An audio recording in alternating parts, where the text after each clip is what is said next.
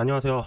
이야기 맛집 대작가TV 대작가가 되고 싶은 대작가입니다. 오늘은 신인 작가가 다루기 좋은 소재, 찾는 방법 이런 부분에 대해서 얘기를 해드릴 거고요. 작가가 된다면 이제 지망생 포함 어떤 소재를 쓸지 이런 고민이 항상 있죠. 그래서 그런 경우가 있어요. 어떤 분은 소재를 잘 찾아내는데 글이 안 써지고, 어떤 분은 글을 잘 쓰는데 소재를 선정하는 걸 어려워하시는 분들이 있다. 그러니까 꼭 하나씩 부족해. 이걸 다 갖춘 사람이 극작가로서 성공하는 길이지 않을까 싶습니다. 그래서 그런 사람이 되기 위해서 우리는 항상 노력하고 생각하고 해야겠죠. 그래서 오늘 그거에 관한 얘기를 해보기로 하겠습니다.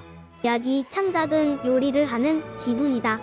다양한 재료를 넣고 나만의 레시피로 만드는 것처럼 이야기도 비로소 완성된다. 이야기 맛집 대작가TV 맛있게 봐주세요.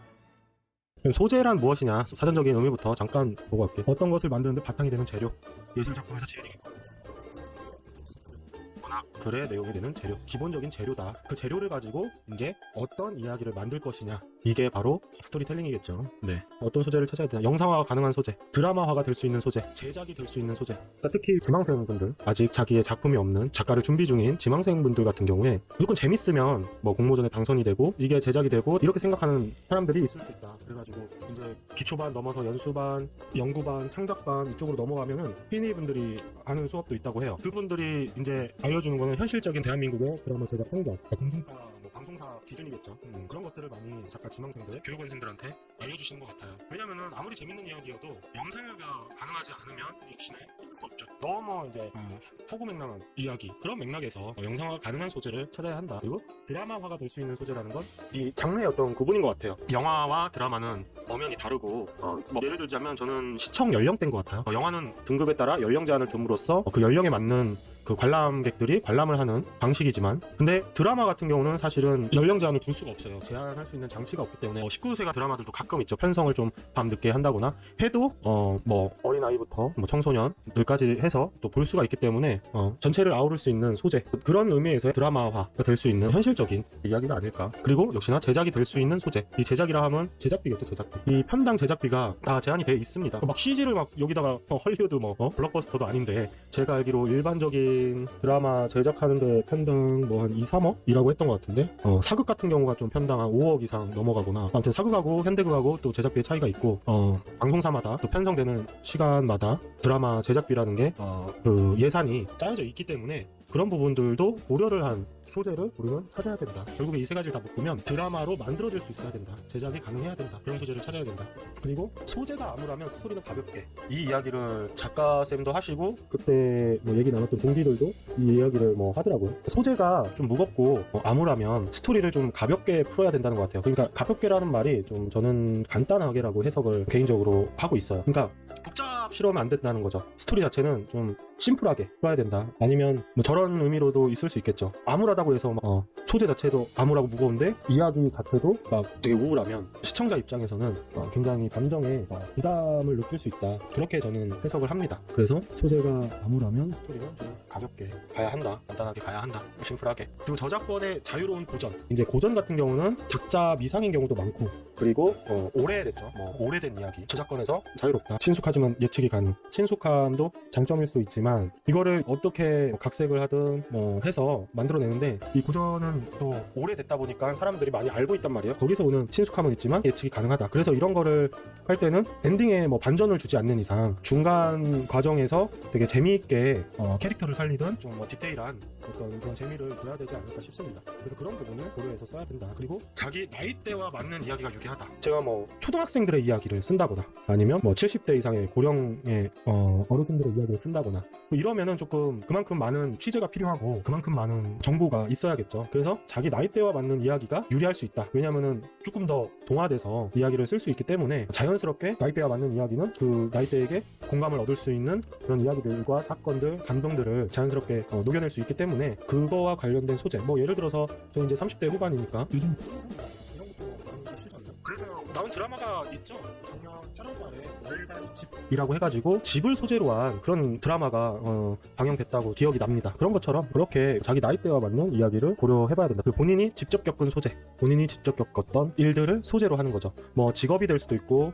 뭐 연애 같은 게 될 수도 있고, 뭐 다양한 경험들이 될 수도 있죠. 본인이 직접 겪었던 소재이기 때문에 누구보다 잘 알겠죠. 그 소재에 대해서. 일반인들은 모르는 어떤 뭐 이 직업의 디테일함, 이 직업의 이명, 그 다음에 연애 같은 경우는 스타일이 다 다르고 케미들이 다르고 하니까 본인이 굉장히 독특한 연애 경험이 있다면 그런 이야기의 포인트를 소재로 삼아서 연애 그런 것들을 써보는 거죠. 제가 봤을 때 이런 거는 서사를 잘 만들어야 된다고 생각을 해요. 서사를. 그러니까 소재로 따오는데 그때 있었던 이야기 자체를 그대로 이렇게 옮기는 거는 드라마적 리얼리티와는 또 별개가 될 수 있고, 지난 시간에 얘기했듯 드라마적인 기승전결을 못 갖출 수도 있다. 그래서 제 개인적으로는 소재는 가져오되 이제 서사는 좀 새로 만들어내는 거가 필요하지 않을까. 특히 이런 직업에 관련된 거는 개인적으로는 일본 만화 애니메이션에 이런 경우가 눈에 많이 띄어요. 그걸 했었던 분들이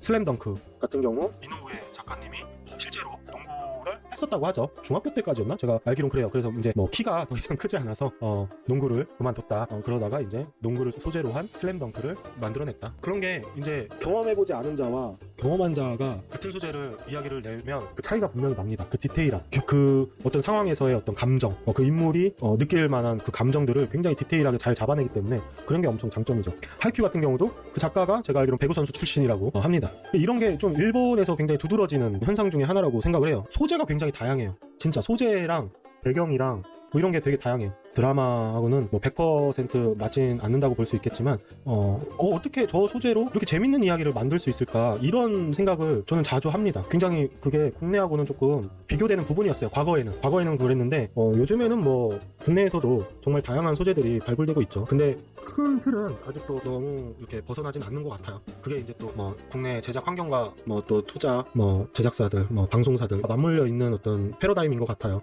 이제 넷플릭스라는 이 플랫폼이 나오면서 OTT 시장이 활발해지면서 조금씩 깨져가고 있다. 그래서 제가 봤을 때 지금 극작가를 지망하는 우리는 조금 더 앞전에 설명한 것보다 훨씬 소재의 다양성을 좀 추구하는 것도 나쁘지 않을 것 같아요. 앞으로 그런 제작들이 많이 활발히 이루어질 것 같습니다. 다양한 소재를 다루는 영화든 드라마든 창작물들이 많이 나올 것 같습니다. 그래서 그런 또 나만의 어떤 독특한 경험에서 이루어진 소재들, 소재의 믹스. 그러니까 두 가지 소재를 가지고 또 뭐 믹스를 하는 것도 방법 중에 하나겠죠. 소재와 소재를 좀 플러스해서 만들어보는 것도 생각을 하고, 그래서 사고의 유연성이 필요하다, 또 호기심도 필요하고, 그런 것들을 잘 생각을 해서 우리는 소재를 찾아야 한다. 그리고 좋아하는 장르와 잘 쓰는 장르는 다를 수 있다. 글쓰는 근육이 좀 붙었을 때는 그때는 이제 좀 좋아하는 장르도 도전해보고 할 수 있는 거겠죠.